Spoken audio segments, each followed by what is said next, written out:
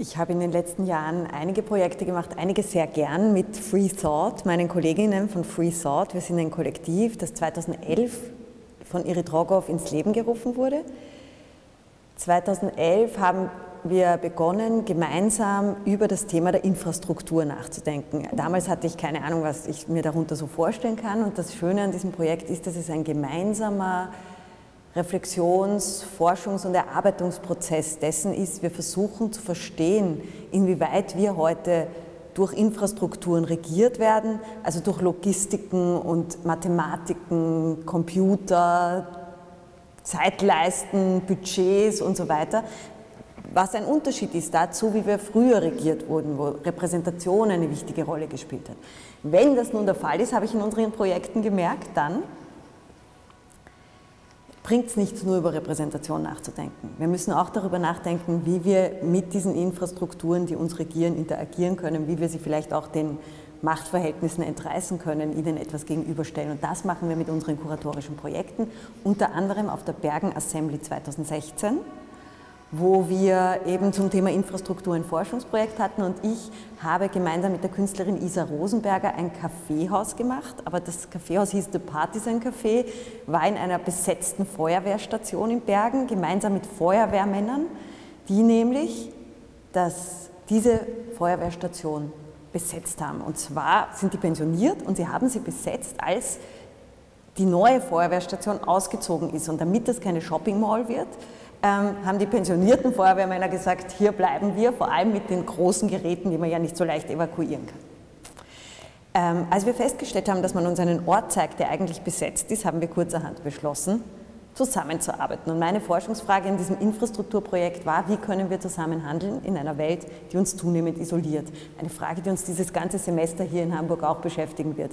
Und als diese Frage dann so real wurde, weil wir nämlich wie in so einem Gentrifizierungsprozess eigentlich ausgespielt werden sollten gegen die besetzenden Feuerwehrmänner, da habe ich gewusst, hier ist jetzt ein Moment, wo Forschung, Kuratieren und Handeln zusammenkommt, und habe eben vorgeschlagen, dass wir mit den Feuerwehrmännern zusammenarbeiten. Die Künstlerin Isa Rosenberger hat ein wunderschönes Video gemacht, wo sie den Kampf der Feuerwehrmänner für ein Feuerwehrhaus dokumentiert. Weil was die nämlich wollten, ist ein Fire Museum in der Bergener historischen Feuerstation mit wunderbaren alten auch Objekten und Materialien. Mit wunderbaren alten Objekten und Materialien. Und dann habe ich eben gemeinsam mit Isa Rosenberger dieses Projekt vorgeschlagen mit dem Titel The Museum of Burning Questions. Und das wurde es dann. Und in dem Café haben wir einen Vermittlungsraum gemacht. Gemeinsam mit wunderbaren Kolleginnen haben wir gemeinsam überlegt, wie kann diese Garage in diesem Feuerwehrhaus, die wir Partisan Café genannt haben, sowohl Vermittlungsraum sein, als auch Café, Arbeitsplatz, Raum für Performativität, Raum für ein öffentliches Programm. Dieses Projekt, würde ich sagen, das war mir schon sehr wichtig in den letzten Jahren.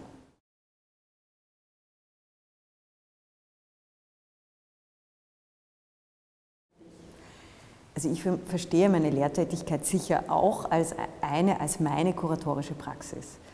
In dem Sinn ist Lehren mein Thema, sowohl in meiner theoretischen Arbeit, in meinen Forschungen, als auch in der Zusammenarbeit mit den Lernenden. Wie alle das heute sagen, verstehe ich mich natürlich auch als Lernende. Aber was ich viel wichtiger finde, ist, dass diese gemeinsamen Prozesse des sich etwas erarbeiten eigentlich meine Arbeit ganz wesentlich ausmachen. Und das, so würde ich sagen, also Lernen und Lehren sind wichtige Themen für mich. Hier stelle ich mir zum Beispiel auch in diesem Semester eine Frage, die auch der Titel meines Seminars ist, nämlich wie können wir etwas lernen, das es noch nicht gibt? Eine unbeantwortbare Frage natürlich, weil wir können nicht wissen, wie wir etwas lernen können, was es noch nicht gibt. Und vor allem kann es niemand alleine wissen. Und die Ausgangsbasis dieses Seminars ist eben, dass wir gemeinsam, durch gemeinsame Lektüren, durch einen gemeinsamen Austausch von Erfahrungen auch von Ungleichheit, von Unfreiheit, von Isolation überlegen können, wie wäre eigentlich eine andere Welt denkbar und wie würde in einer solchen anderen Welt gelernt werden und was würde ein Wissen bedeuten, wenn es nicht von dieser anderen Welt viel mehr bestimmt wäre. Das sind Fragen, die wir uns stellen, und das ist vielleicht auch so ein Beispiel, wie so ein Lernprozess aussehen kann. Dafür lesen wir Texte aus der radikalen Pädagogik, aus der politischen Theorie, wir lesen auch Praxisbeispiele und ich hoffe, dass wir uns klein ein bisschen annähern können. Ich hoffe, dass wir uns in kleinen Schritten ein bisschen annähern können und Ansätze entwickeln können, wie wir uns ein Lernen vorstellen können, das nicht komplett von den bestehenden Machtverhältnissen definiert ist.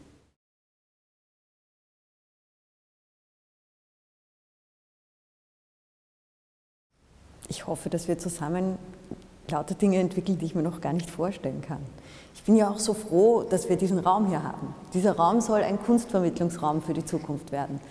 Und die Studierenden werden gemeinsam mit Studierenden von Studio Jesko Feser in den nächsten 1,5 Jahren diesen Raum entwickeln. Wir werden uns überlegen, wie so ein Raum aussehen könnte, was Sie eigentlich brauchen würden in einem Vermittlungsraum für die Zukunft und was Sie glauben, was auch Schülerinnen und Schüler in so einem Raum brauchen würden oder was sie lernen können, damit sie das Schülerinnen und Schülern weitergeben können.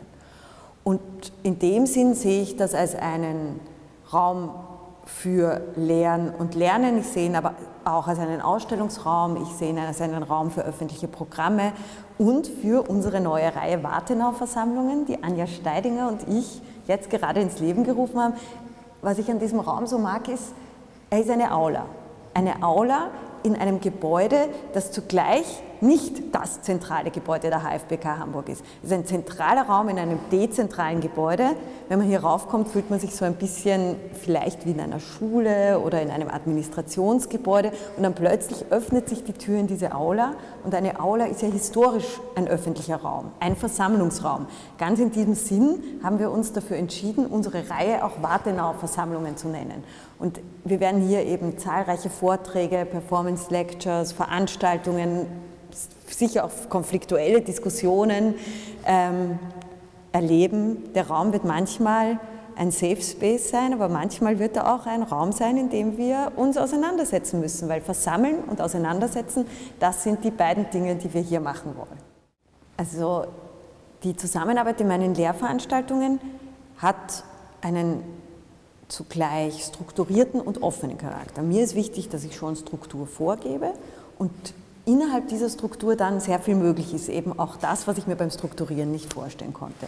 Mir ist wichtig, dass die Studierenden die durchaus fordernden Aufgaben, die ich stelle, mit ihren eigenen Mitteln sowohl meistern als auch verschieben und dass sie das in einer transdisziplinären Weise machen, also auch in Zusammenarbeit mit Studierenden aus anderen Klassen oder aber auch, weil sie, nämlich das ist das Tolle an Kunstpädagogik-Studierenden, ja selbst von unglaublich vielen anderen Disziplinen herkommen, die können Wissen aus den Sozialwissenschaften, aus den Geisteswissenschaften einbringen, die können Wissen aus der Biologie einbringen. Ich habe es hier mit Studierenden zu tun, die eine transdisziplinäre Forschungsweise ganz selbstverständlich in unseren Seminarraum einbringen. Und das finde ich eine Basis, von der ausgehend wir dann mit den Mitteln auch der künstlerischen Forschung und der künstlerischen Lehre sehr viel, glaube ich, vorantreiben können.